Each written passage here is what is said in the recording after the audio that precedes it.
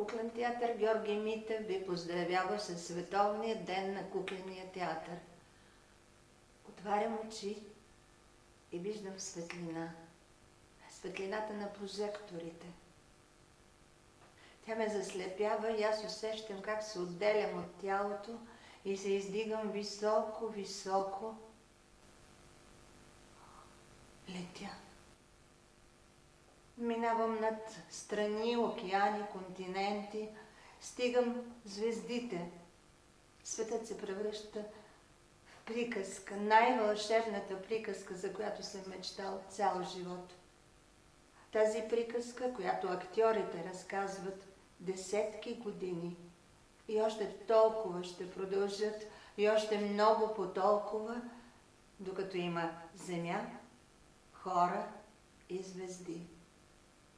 Приказка без начало и без край. Съвременна. Кукленият театър е жилав и устойчив. Като метеор минава през годините и продължава да свети. Честит празник! Аз съм Томи!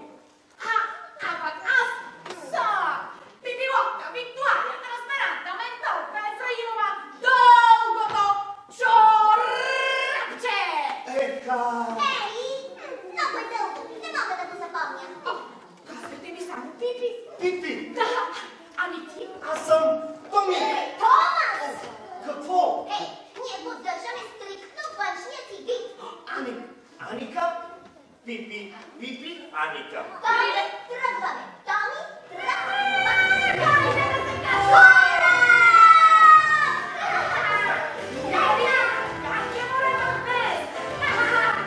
О, Пипи! Днес е чудесен ден за плаване!